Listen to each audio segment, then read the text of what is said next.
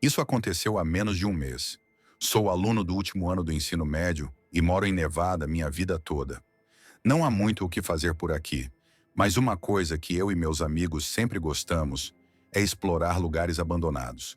Procurávamos prédios desertos, túneis de serviço antigos, shoppings abandonados, qualquer coisa que parecesse esquecida.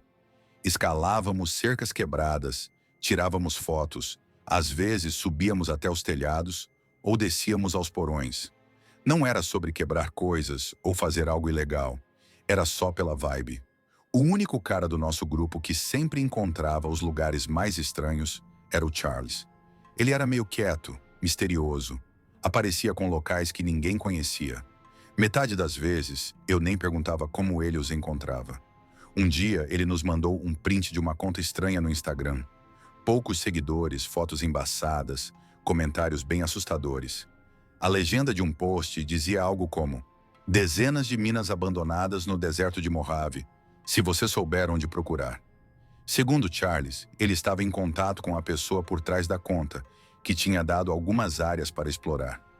Isso foi tudo que Charles precisava.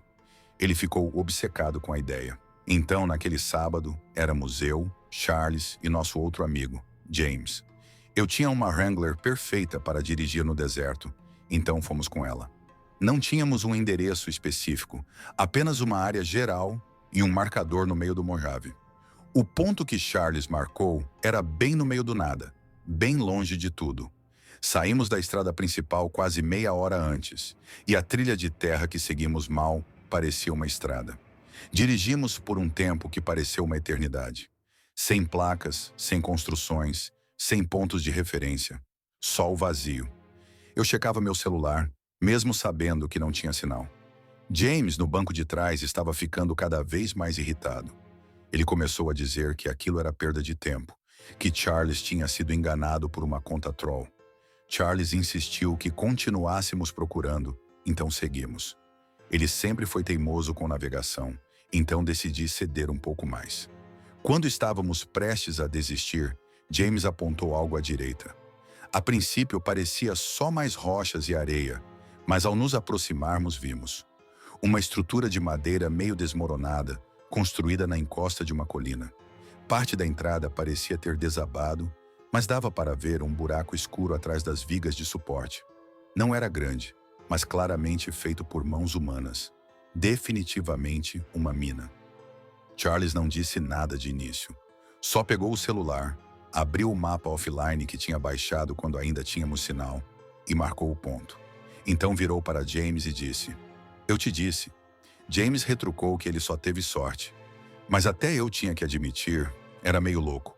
Estávamos rodando em círculos no meio do nada e, de alguma forma, encontramos uma mina. Estacionei a poucos metros da entrada, numa área plana de terra. Descemos e nos equipamos. Charles até trouxe máscaras para usarmos. Nos aproximamos da mina, que parecia ainda mais perigosa de perto. Charles pegou uma pedra e jogou dentro. Esperamos. Alguns segundos depois, ouvimos 3 batidas metálicas, depois nada. Era bem fundo. Charles olhou para nós e disse que, se tropeçássemos descendo, provavelmente morreríamos. Começamos a descer. Felizmente, o poço não era uma queda reta. Ele descia em um ângulo inclinado, mas não tão íngreme a ponto de precisarmos escalar com as mãos. O chão era solto e irregular, e havia vigas de madeira antigas nas paredes. Surpreendentemente, pareciam bem firmes. Quanto mais descíamos, mais frio e silencioso ficava. Era realmente assustador. Não víamos mais a luz da entrada. Eventualmente, chegamos ao que parecia ser o fundo. O poço se nivelava e abria em um túnel mais largo, que se ramificava em várias direções. Era exatamente como você imaginaria. Vigas de suporte a cada poucos metros, trilhos enferrujados meio enterrados na terra e uma grossa camada de poeira em tudo. Havia pedaços de madeira e metal espalhados, talvez partes de carrinhos ou ferramentas antigas. O lugar tinha um cheiro meio rançoso. As máscaras foram uma bênção. Percebi isso ali. Escolhemos um túnel e começamos a andar. Não falávamos muito. Não estávamos procurando nada específico, só explorando. Não havia nada de interessante ali. O lugar parecia ter sido esvaziado de qualquer coisa valiosa. Mas então, ouvimos algo. Era fraco, vindo de algum lugar mais adiante no túnel. Parecia algo sendo arrastado. A princípio, achei que era minha imaginação, mas vi que Charles também parou. James fez sinal para desligarmos as lanternas, e fizemos isso. Ficamos lá, no escuro total, ouvindo. O som veio de novo, um arrastar, como metal ou madeira sendo puxado pelo chão. Com um eco, era difícil dizer, mas parecia que estava se aproximando. Ficamos no escuro por uns 30 segundos, talvez um minuto. O som de arrastar continuava, ficando lentamente mais alto. Não parecia muito perto, mas isso não o tornava menos assustador. Então James acidentalmente ligou e desligou a lanterna. Quis matá-lo. O arrastar parou e tudo ficou silencioso. De repente veio um clangor metálico alto de algum lugar profundo no túnel, como se algo pesado tivesse sido largado. E logo depois, o grito mais horrível e demoníaco que já ouvi. Mal parecia humano. Corremos, sem nos importar com o barulho que fazíamos. Nunca corri tão rápido na vida. Ouvi passos atrás de mim e achei que ia ter um ataque de pânico. Eu estava atrás, tentando acompanhar. Então tropecei em algo. Um dos meus tênis saiu e quase caí. Não tinha tempo para pegá-lo, então continuei, ignorando a dor no pé. Lá na frente, Charles e James já tinham alcançado a subida e estavam escalando. Praticamente me joguei escada acima. Subir aquelas escadas meio descalço foi a coisa mais dolorosa que já vivi. Cada passo era uma farpa nova. Se não fosse pela adrenalina, não teria conseguido sair. Quando finalmente cheguei ao ar livre, meu pé estava destruído. James e Charles quase me carregaram até o carro. Eu não conseguia dirigir assim, então James assumiu o volante. Mal fechei a porta e ele acelerou fundo. Não acho que fomos seguidos, mas não íamos ficar para descobrir. Dirigimos em silêncio até o hospital mais próximo. A dor quase me fez desmaiar. Tive que tomar uma vacina antitetânica e mesmo após limparem as feridas e tirarem as farpas, não conseguia andar normalmente por dias. Alguns dias depois, quando já conseguia andar sem mancar muito, James disse que tinha perdido a carteira perto da mina, provavelmente ao me ajudar a chegar ao carro. Ele não tinha dito nada na hora, mas agora achava que valia a pena voltar. Só até a entrada, sem chance de entrarmos de novo. Então nós três voltamos usando o marcador que Charlie salvou. Claro, a carteira de James não estava lá, mas encontramos algo. Meu tênis. Estava a poucos metros da entrada da mina. Fui até ele com cuidado e o peguei. Estava todo rasgado, como se alguém, ou algo, tivesse mordido. Havia marcas de dentes e pedaços inteiros faltavam. Não ficamos muito tempo depois disso. Nenhum de nós consegue explicar racionalmente. Você pode dizer que era um sem-teto morando lá, mas como alguém sobreviveria tanto tempo? Não havia comida. O que comeriam? Charles disse que a conta do Instagram nunca respondeu quando ele mandou mensagem sobre o ocorrido. Vai demorar muito até eu voltar a explorar o deserto. Sempre fui um cara meio rústico. Amo a natureza e, para mim, férias são acampar ou pescar, não uma viagem chique para um resort. Minha namorada de 6 meses, Tiki, compartilha esse amor pela natureza. É provavelmente um dos principais motivos para estarmos juntos, se for para ser honesto. Há algumas semanas, Tiki e eu decidimos fazer algo diferente. Dirigimos até o deserto para acampar por alguns dias. Já tínhamos acampado em florestas, montanhas, lagos, mas nenhum de nós tinha experimentado o isolamento seco e silencioso que o deserto oferece. Parecia algo que tínhamos que tentar pelo menos uma vez. Outro motivo para escolhermos o deserto foi a observação de estrelas. Amamos isso, provavelmente mais que qualquer coisa. Desde o começo do namoro, saímos da cidade para deitar no capô do carro e olhar o céu. Quando lemos que aquele lugar era longe de qualquer cidade ou poluição luminosa, foi decidido. Encontrei online um lugar remoto, mas legal para acampar. Sem infraestrutura, só terra aberta, alguns círculos de fogueira e estrelas. Perfeito.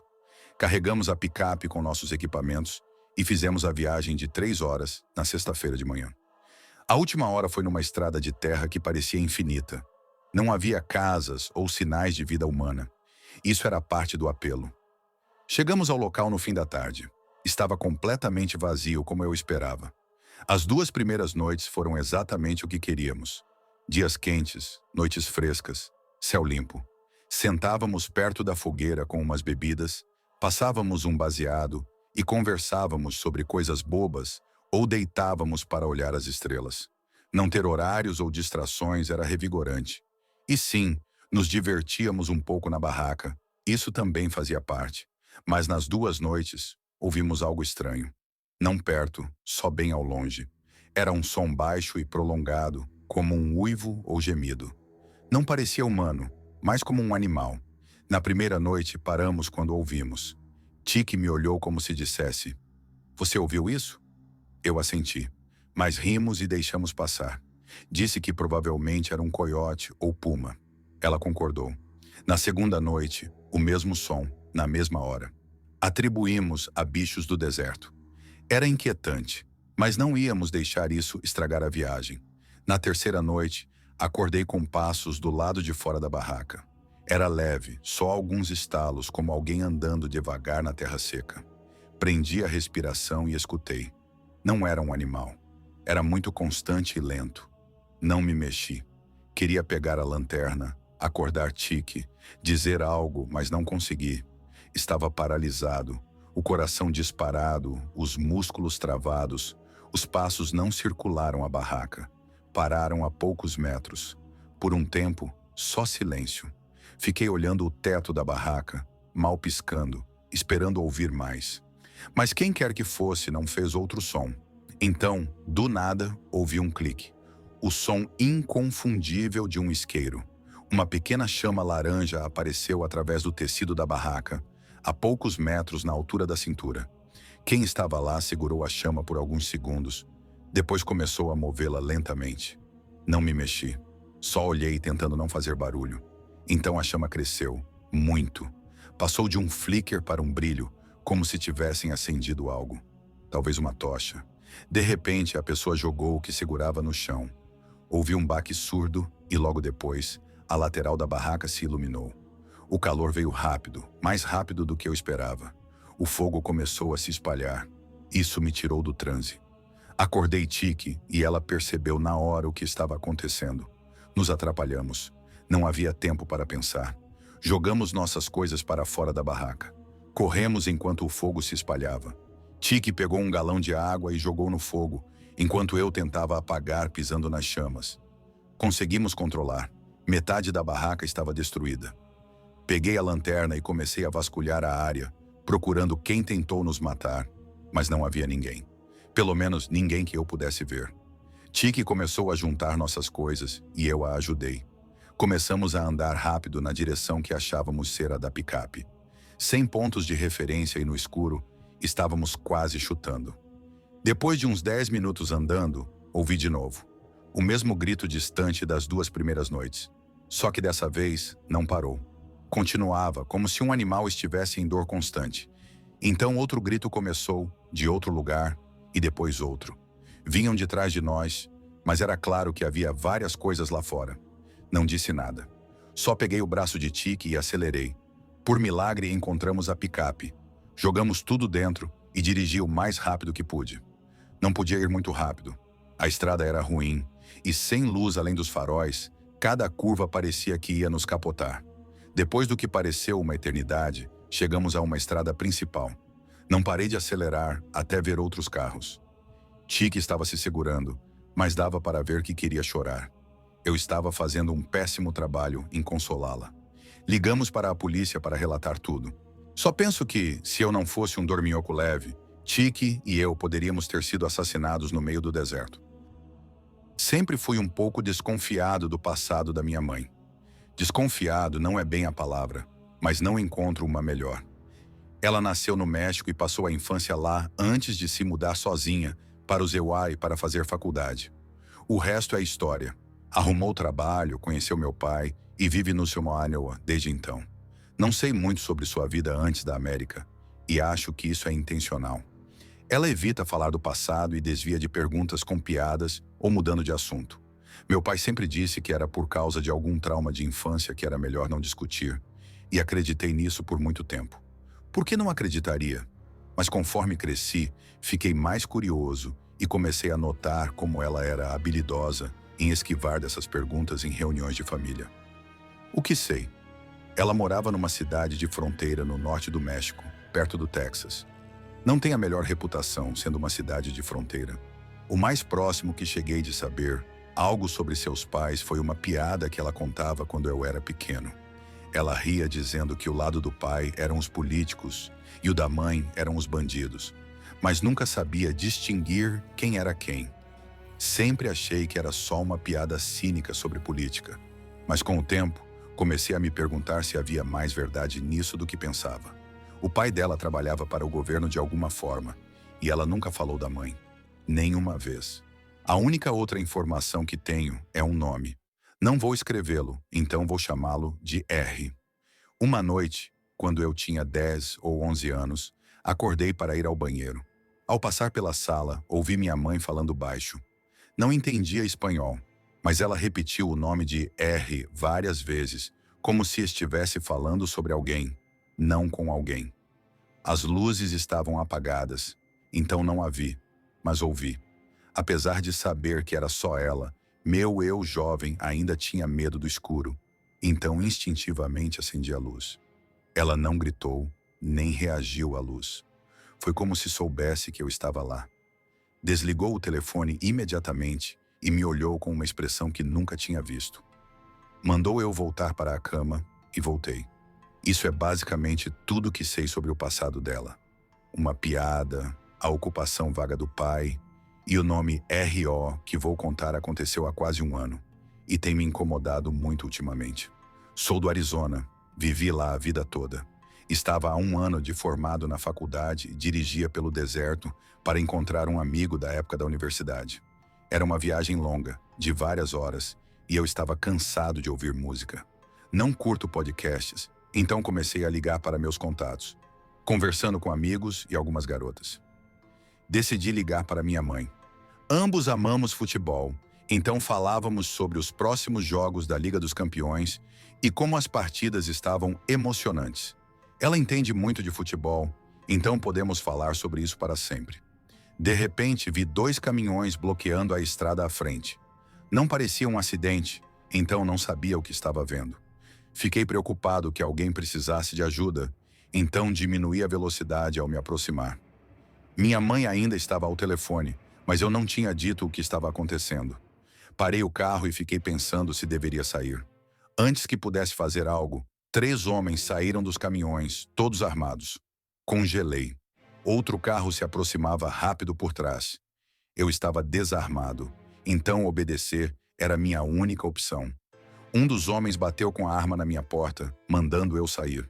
Os outros 2 ficaram mais atrás. Levantei as mãos e saí lentamente. Nesse momento, o carro atrás já tinha encostado. O homem gritou alguns comandos em espanhol, mas não entendi. Considero minha incapacidade de falar espanhol um dos meus maiores fracassos, especialmente sendo mexicano-americano. Naquele momento, não poder me comunicar com eles me fez querer morrer. Mas não precisava de tradutor para saber o que queriam. Logo meu celular, chaves, carteira e outros pertences estavam com eles. E parecia que eu ficaria preso no deserto sem escapatória. Um dos homens entrou no meu carro e então as coisas mudaram. Percebi que não tinha desligado o telefone com minha mãe. E como o carro ainda estava ligado, ela ainda estava na linha. Vi pelo vidro do motorista o homem estender a mão para a tela, como se fosse desligar. Mas ele recuou, como se tivesse mudado de ideia. Continuei olhando e parecia que ele estava ouvindo. Fiz a conexão na hora. Minha mãe devia estar falando com ele.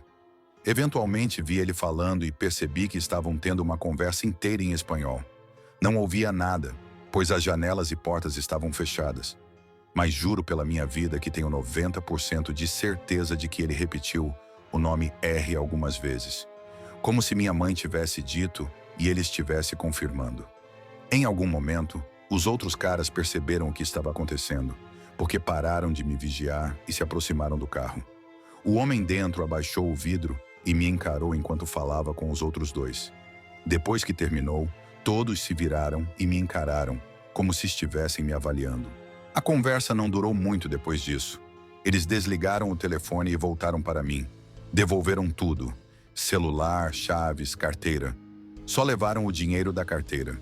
Um deles me olhou, sorriu e, com um sotaque forte, disse: imposto, enquanto fazia isso. Nunca fiquei tão feliz em perder todo este meu dinheiro. Quando saí dirigindo, os 3 carros, incluindo o que estava atrás, aceleraram para o deserto, longe da estrada. Tentei memorizar as placas, mas nenhum tinha. Ainda estava em choque. Após alguns minutos, liguei para minha mãe e exigi uma explicação. Ela disse que só ameaçou chamar a polícia, pois estava rastreando minha localização e sabia onde eu estava. Disse que isso era obviamente mentira e insisti para ela contar sobre o que realmente falaram. Ela manteve a história, dizendo que o espanhol era só ela implorando. Apesar de não acreditar, não tinha como forçar a verdade. Pedi que ela chamasse a polícia e ela disse que faria isso. Terminamos a ligação e dirigi o resto do caminho em silêncio. Por muito tempo, bloqueei essa experiência da minha mente, mas não consegui mais. Estou cada vez mais convencido de que minha mãe tinha alguma ligação com uma gangue ou cartel mexicano na juventude. E mais assustador, talvez essa ligação não tenha terminado quando ela saiu do México. Ela sabe que não sou estúpido, então não sei por quanto tempo acha que pode manter essa farsa. Sinto que deveria perguntar diretamente, mas estou preocupado com a tensão que isso pode criar. Ou pior, em que tipo de mundo posso estar me metendo se ela contar a verdade?